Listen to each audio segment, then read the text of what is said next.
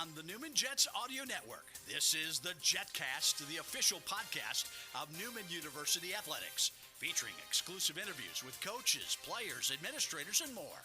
The Jetcast podcast is brought to you by Ascension Via Christi, Donlinger Construction, Mel Hambledon Ford, Eck Agency, Dr. Brennan Lucas and Advanced Orthopedic Associates, Keystone Solid Surfaces, Big Corner Creative, Pepsi, and by iCryo Recovery and Wellness. Here's the voice of the Newman Jets, Cripps. This week on the Jetcast, we wrap up the first semester as we head back to the mat for NU Wrestling. The Jets were in action this past weekend at the Drury Open, placed 5 with 1 champion. We're going to break it all down with Ryan Smith, the head coach of Newman Wrestling, here on episode 81 of the Jetcast. Coach, welcome back. You had a pretty good weekend, didn't you? Yeah, first off, thanks for having us again, Blake. It's always fun to be on the show. We had a good weekend over at Drury. The first time we've ever been over there to that tournament, and we'll be back. It was a good tournament. Yeah, you guys had one placer in your first event of the year. Then you beat Cowley. Then you had 2 placers at UNK. Now you have 5 this last weekend. Do you feel like this team is building a little bit of momentum? Yeah, absolutely. Like I said on the first show, we really like the younger class that we brought in this year, and it's kind of your fruits of your labor. I mean, they're getting a little better each and every day, and they're going to be fun to watch. Well, and so far, I know you're having fun watching the guy that is going to be coming up on our show. Colby Schreiner was second in the consolation bracket at 149. He'll be coming up next. Then we'll have Lauryn Dubbert off the women's basketball team. They are actually playing tonight as you watch this. That's why this is dropping early today. That's a 5:30 tip-off tonight as they host Pittsburgh State. Doubleheader action. Men will follow on the Newman Jets Audio Network, and you can watch on the MIAA Network. But Schreiner sticking with it through the consolation bracket. How proud of him were you fighting through that consolation bracket to get second in that bracket? Oh, absolutely. I mean, a little backstory there. I mean, he weighed in he wrestled 149 over the weekend, but he's making his descent down to 141 pounds. So he'll be wrestling 141 for us this Friday. So when a kid weighs in at 143 pounds and competes at 149, that shows a little bit of grit and just can-do attitude. And a lot of kids, they just fold and say, "I'll see you, in a few days." Sure. But he stuck with it and got after it, and we've seen a lot of fight out of him. What's the most difficult part when you're trying to make that cut down to the next weight in term, because we don't talk about maintaining weight in a lot of other sports, but in your sport, obviously, it's very, very important that you make that weight. How difficult is it for guys, and how has he handled that weight cut? Well, you're right. I mean, wrestling's a little bit different. I mean, nutrition's huge in every sport, but wrestling takes it to the next level where these guys are, not just coming in the practice room, getting those workouts in or getting those extra workouts in. I mean, they're managing it day in, day out. So, making sure they're getting their gallon and a half of water in a day, and it's just being disciplined and getting those extra workouts in. And but the most difficult part of it is when we decide as a team, hey, we're going to move a couple guys around, and they're basically taking one for the team and going down to that next weight class. So when you're wrestling week after week, it's always easier to get where you want to go that first weekend, but then you got to play the weight game because the NWCA only lets you go down a certain percentage, per Sure. day. So, if he weighs in at 149 pounds, that next day he might be able to lose, 0.2, 0.3, and then it just digresses down from there. So you kind of got to play with the math game, and Sure. These guys are always asking me, where do I need to be? And it takes a little bit of work to do it. So. How much work is it for you and Coach Fisher and your staff to try to figure out, maybe this guy, because on your roster, you've got most of your guys are listed at 1 or 2 weight classes. Sure. So when you're trying to make that decision and plug a guy in, and then obviously with him now you're changing in the middle of the season, how do you figure all that out and then formulate a plan of, we need to get him down for this event. We want him at this class, so he needs to go down at this because obviously, that takes a toll on him, and you want him to be able to wrestle his best too. Well, I mean, most of the time, it's not really our direction. I mean, we learned several years ago that we let these guys kind of decide where they're going to go, and then we fill in the pieces from there. So, I mean, at the end of the day, the guy that wants to compete they're going to find a home in that lineup. So, we don't really interject too much. Well, a guy who's definitely found a home has been Jace Fisher in your lineup.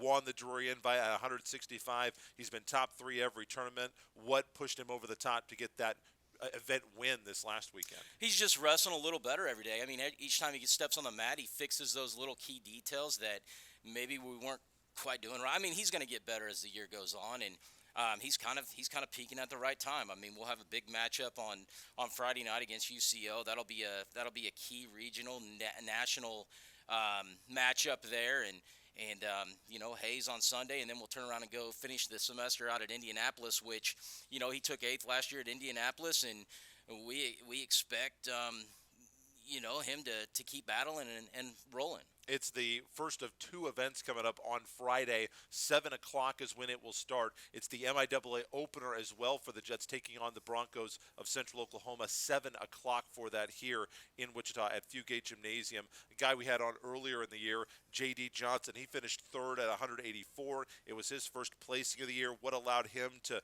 move up the leaderboard and get that placement? Well, JD's up a weight class from 174 last year.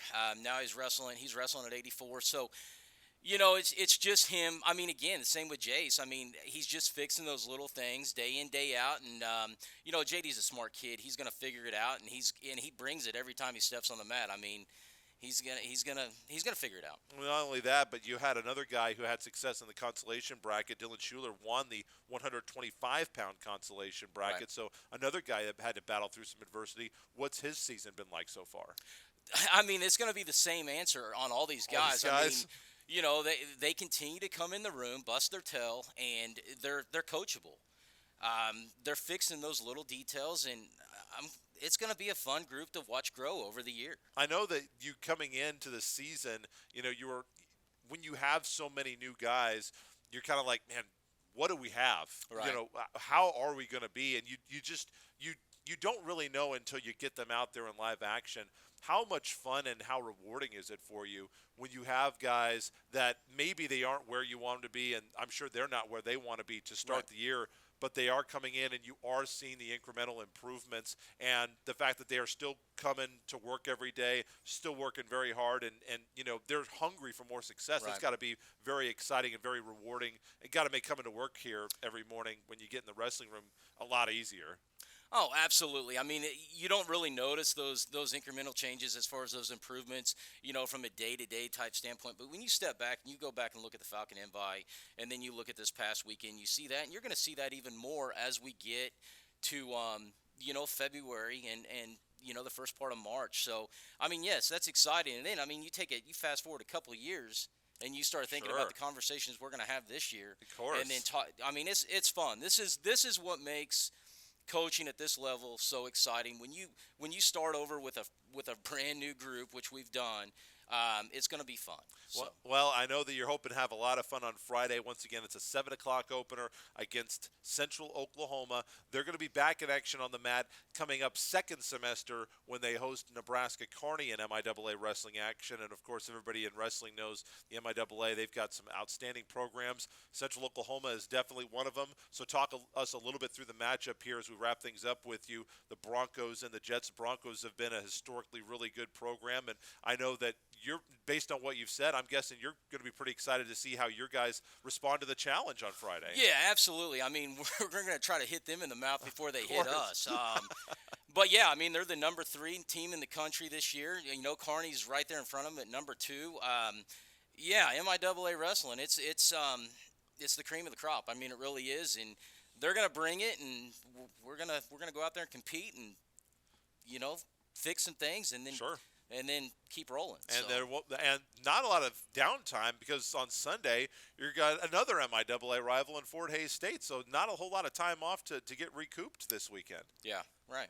So that is the story for Newman Wrestling. 7 o'clock on Friday at Fugate Gymnasium as they take on Central Oklahoma. Hope you can make it out. There will be one more home date. If you can't make it this weekend, they will host the Lopers, Nebraska Kearney, as you heard Coach just say, number 2 in the country. So 2 of the top 3 teams in this conference come out either this weekend or next semester. 7 o'clock on Friday, the Jets and the Broncos. Coach, good luck, and thank you so much for the time. Hey, thanks, Blake. Colby Schreiner will join us. He's a freshman from Kingman. He's next on the Jetcast.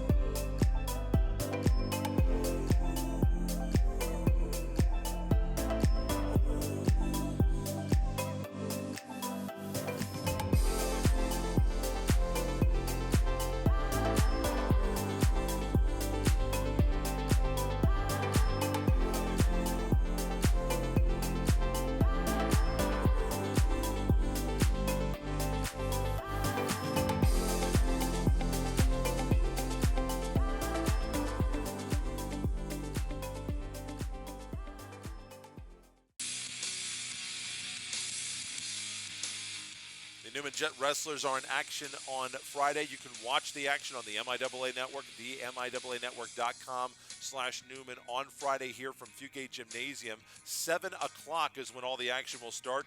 This guy, Kansas kid, will be on the mat for the Jets. Colby Schreiner, a freshman from Kingman, second in the consolation bracket at Drury. He's listed at 149, 157, but headed down weight classes. Colby, first of all, congratulations on the consolation bracket finish at the Drury Open. How was that for you? I know that you were wrestling a little bit outmatched, outgunned in terms of the weight class that you were in, but what was the challenge like, and how do you feel like you responded to those conditions? Yeah, first off, thanks for having me, and I don't know, I felt really good going into the week, and my weight cut was going good, so I felt prepared, and I got a good warm-up in, good roll before, and so I just, going in, I had a good attitude, and so I just prepared myself. I knew it was going to be tough, and just kept with it. How do you feel like is there a different approach for a wrestler when you are kind of in the middle of your weight class? And obviously if you are, kind of stuck at your weight and you know what you're going to be doing and you're not making a change, you kind of know how you're going to feel, how, what your game plan is. Not that you don't have a game plan at any weight class you're going to, but when you are kind of in the middle of weight classes, does that complicate things at all, or what was your approach in that match? I don't think it really changes too much going in. I still wrestle the same, go out there and just compete and, try and get a win, and results will come. Well, obviously, once you get into the consolation bracket, you got to kind of pick yourself up, get going. You get all the way through after that to get second in the consolation bracket. How do you have to kind of mentally reset after suffering that defeat and then obviously fight your way back through to try to get to the top of the consolation bracket? Yeah, I lost a close match.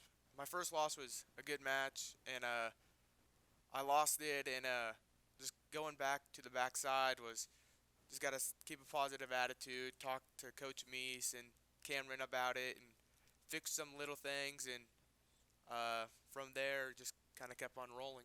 We talked to Coach Smith in the first segment. He talked about how you guys, and I mentioned you guys have started the season with one placer, beat Cowley College, then you got a couple more placers, and then obviously an event champion this week. You guys have the most placers that you've had in any event this year. How does that momentum feel like in the wrestling room as you guys continue to improve and get better each and every week? Oh, it's awesome. as the season just keeps going, we just keep getting closer as a team, and we're having a lot of fun. Everyone's cheering for each other, and we're just acting like a bunch of brothers, and so it's just awesome. What is it like to have Coach Smith there in the wrestling room? You know, I think the viewers at home know from hearing him on the Jetcast, probably not the quietest wrestling coach in the history of the sport, I'm guessing. Coach Smith is not, but I think I think Fisher beats him though. So Really? yeah, It's interesting because, you know, it took so long to get Coach Fisher on, but once we got him on the Jetcast, he was a really good interview. We had him and Coach Smith on the same show, but, you know, talk about Coach Fisher a little bit. How is he? You guys have a wealth of experience in terms of guys who have wrestled in the past, coached All-Americans, been All-Americans themselves. You know, there's a lot of experience in your wrestling room, in the coaching staff. Is there one that you work with a little bit more than some of the others? Smith and Fisher are kind of like the good cop, bad cop situation. Okay. Who and then the good cop would be? Smith. Smith is the good cop. Yes. Okay, and then Coach Fisher is the bad cop. Yeah. Well, bad cop in a good way. Like Sure, of course. he's always pushing us to do our best and always making us do the extras even when we don't feel like it. Sure. And so in the long run, it's going to be good. And I, appreciate him for caring that much to push us. And so it's, yeah. So, I love it. So bad cop Blake Fisher. I'll have to keep that in mind. Last question for you. You've got a huge match coming up this weekend, obviously, against Central Oklahoma. They are one of the top 3 teams in the country, number 3. The Broncos have been at the top of the MIAA for a number of years. It's going to be a very big challenge for you guys. How do you guys come out and, Coach Smith said, hey, we got to punch them in the mouth before they punch us. How do you guys go out and get off to a good start as a team? And like you did, if you lose an early match, like you did, does the team turn things around if that duel doesn't go your way early? You just got to, keep your head forward and just keep your mindset right and go out there and do your best. And each and every match, I know all the guys will try. So it'll be a challenge. I'm looking forward to it and see kind of where we're at against the best kids and the best teams in the country. Well, so. not only that, but you are a local product. You're a Kingman kid, so you're just outside of Sedgwick County. I'm assuming that there's going to be more than a couple of Schreiner fans here. How nice will that be to wrestle in front of some home fans right here at your home gym? Yeah, it's fun. I love my family. They big, loud, proud. Okay. So we're looking forward to seeing some Shriners out here. Once again, it is a 7 o'clock start on Friday against Central Oklahoma, one of 2 home MIAA duels that the Jets are hosting this year. They've got the Nebraska Kearney Lopers coming in second semester. So if you can't make it on Friday, make sure that you make it out for that one. It's also on a Friday, I believe in January. So 7 o'clock on Friday. If you can't make it, of course, you can watch the MIAAnetwork.com/Newman if you'd like to watch the matches. Colby, good luck to you this weekend. I know you got matches on Sunday as well. Thank you for the time. I appreciate it. Good luck to you and all the Jets. Yeah, thanks for having me. We will talk some women's basketball. The Jet women are getting set to play men's and women's basketball action tonight at Fugate Gymnasium starting at 5:30. Lauryn Dubbert from the women's squad joins me next on the Jetcast. Life. It throws you curves and it knocks you down. But what separates the good from the great is the getting back up. Newman University will always get back up. We are a university of doers, of innovators, of transformers. We inspire as we soar to new heights. We will not be beaten. We will not settle for anything less than the best. We are Newman University.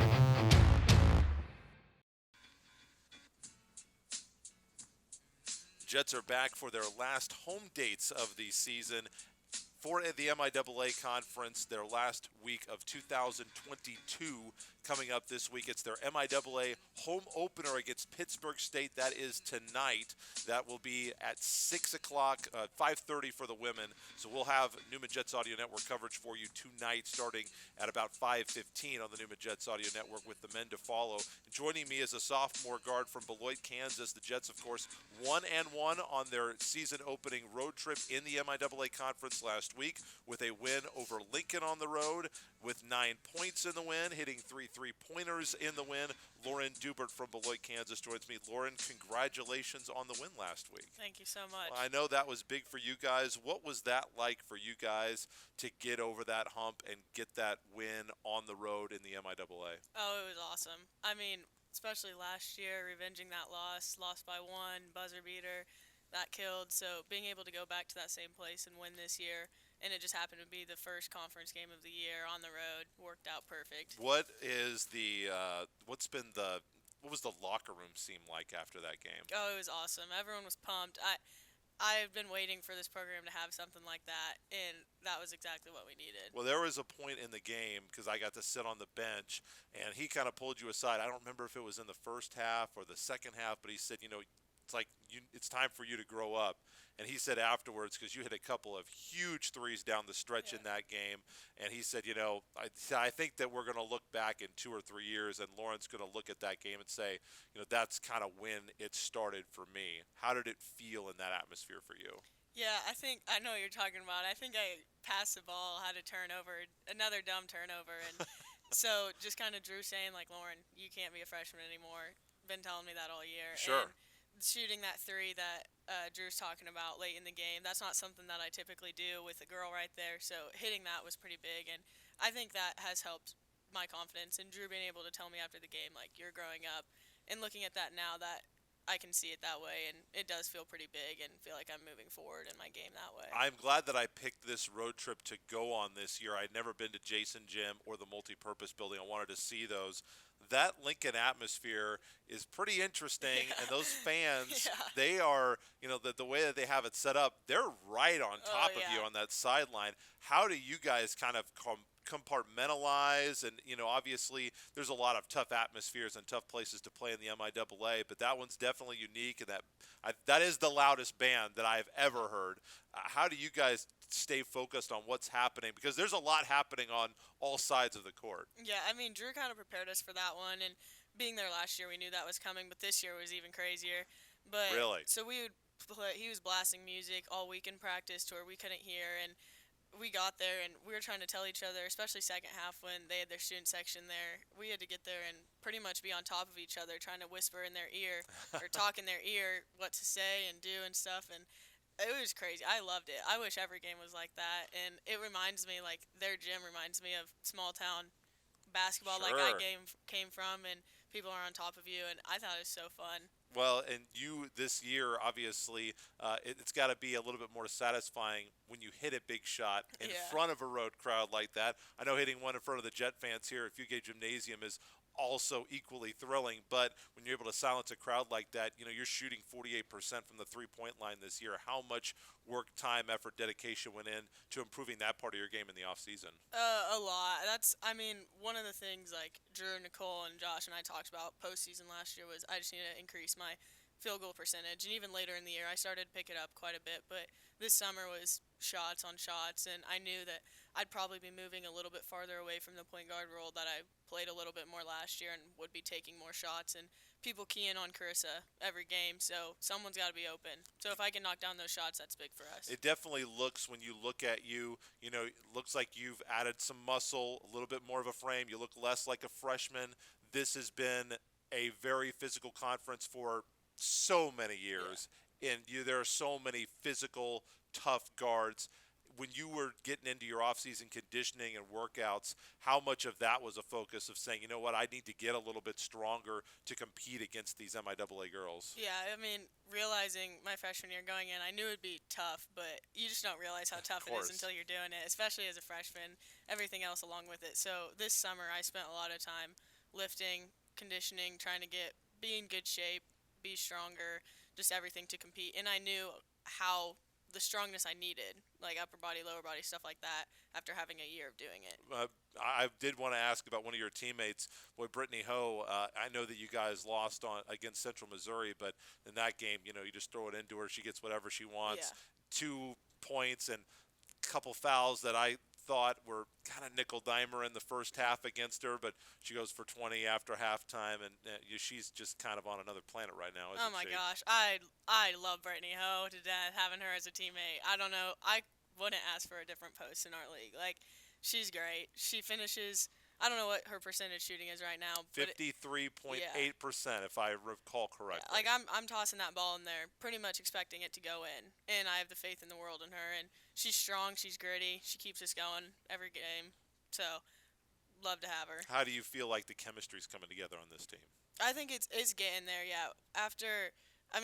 It's a pretty new team again this year, so trying to figure out how we all work together and putting all the pieces together. And I think every game, every practice, we're getting a little bit better. And hopefully by after Christmas, we've got it down to a T, and we can be playing our best basketball. Obviously, against Central Missouri, you didn't get the outcome that you wanted, but it felt like definitely through the first about 8 minutes or so of the game until the end of that first quarter, they would make a basket, you guys would make a basket. How do you guys learn from that experience and take that with you to this week?